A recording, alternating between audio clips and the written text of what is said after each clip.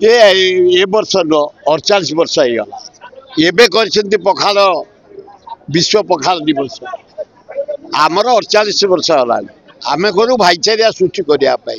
ओडिया खाद्य को लोकलोचन को आने शरीर सुस्थ रखापी रोग मुक्त हाँपाई भाईचारिया सृष्टि करने पखाल 3 प्रकार आम कर लेबू पखाल कर दही पखाल कर सादा पखाल कर शाग भजा छतु भजा माछ भजा बैगन भर्ता आलू भर्ता बड़ी चूरा आंब चकटा ये सब करता लोक मैंने खाई आनंद हाँ तब ए माल 2 थर चाउल सरीगला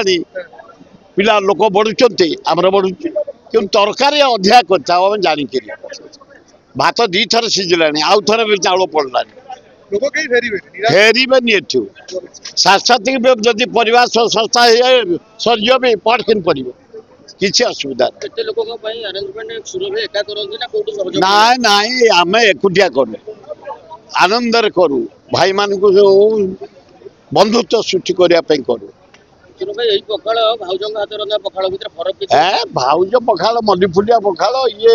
पूरा हूँ चंपा फुलिया पखाल रेडी शाग भजा छतु भजा माछ भजा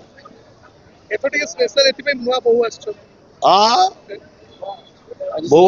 बहु 3 थर रोसे देले बहु गले ड्यूटी बम्बई से गोटे मैनेजर अच्छा ब्याक चाकरी जॉइन कर